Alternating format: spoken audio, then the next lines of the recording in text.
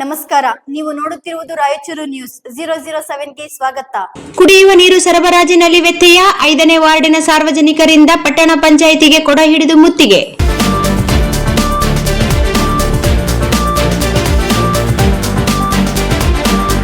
ಕಳೆದ 2 ತಿಂಗಳಿಂದ ವಾರ್ಡ್ಗಳಿಗೆ ಸರಿಯಾಗಿ ನೀರು ಸರಬರಾಜು ಆಗುತ್ತಿಲ್ಲ.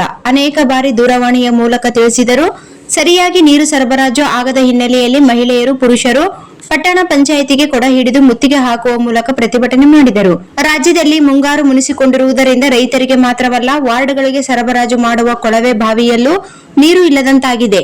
ವಾರ್ಡ್ ನಂಬರ್ 5 ಬಸವಲಿಂಗಪ್ಪ ಕಾಲೋನಿಯಲ್ಲಿ ಕುಡಿಯುವ ನೀರು ಸರಬರಾಜಿನಲ್ಲಿ ವ್ಯತ್ಯಯವಾಗುತ್ತಿದೆ.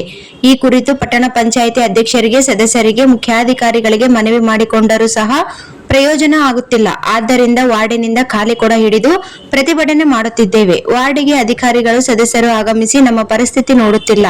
ಆದ್ದರಿಂದ ಈ ರೀತಿ ಹೋರಾಟ ಮಾಡುತ್ತಿದ್ದೇವೆ ಎಂದು ಹಿರಿಯ ಮುಖಂಡ ಬಸವರಾಜ್ ಸಾಹುಕಾರ್ ಆರೋಪಿಸಿದ್ದಾರೆ. ಸಿರವಾರ ಪಟ್ಟಣಕ್ಕೆ ಕುಡಿಯುವ ನೀರಿನ ಕೆರೆ ಇಲ್ಲದೆ ಇರುವುದರಿಂದ ಕೊಳವೆ ಬಾವಿಯ ಮೂಲಕವೇ ನೀರು ಸರಬರಾಜು ಮಾಡಲಾಗುತ್ತಿದೆ. ಕಳೆದ 6 ತಿಂಗಳಿಂದ ಮಳೆಯಾಗಿಲ್ಲ. ನಾಲೆಗಳಿಗೆ ನೀರು ಸಹ ಬಂದಿಲ್ಲದ ಕಾರಣ ಅಂತರ್ಜಲ ಕುಸಿತವಾಗಿದೆ. ವಿವಿಧ ವಾರ್ಡ್ಗಳಿಗೆ ಬೆರಳೆಣಿಕೆಯಷ್ಟು ಮಾತ್ರ ಕೊಳವೆ ಬಾವಿಗಳು ಇವೆ. ಇವುಗಳಿಂದಲೇ 20 ವಾರ್ಡ್ಗಳಿಗೆ ನೀರು ಸರಬರಾಜು ಮಾಡಲಾಗುತ್ತಿದೆ. ಒಂದು ಕಡೆ ಅಂತರ್ಜಲ ಕುಸಿತದಿಂದ, ವಿದ್ಯುತ್ ವ್ಯತ್ಯಯದಿಂದ ಮೋಟಾರ್ಗಳು ಪದೇ ಪದೇ ಸುಡುತ್ತಿವೆ. ಒಂದು ವಾರ್ಡಿಗೆ ನೀರು ಸರಬರಾಜು ಮಾಡಿದರೆ ಮತ್ತೊಂದು ವಾರ್ಡಿಗೆ ನೀರು ಹೋಗುವುದಿಲ್ಲ. ಇನ್ನು ವಾರ್ಡ್ ನಂಬರ್ 5ರಲ್ಲಿ ನೀರಿನ ಸಮಸ್ಯೆ ಹೆಚ್ಚಾಗಿದೆ ಎಂದು ಸಾರ್ವಜನಿಕರ ಆರೋಪವಾಗಿದೆ.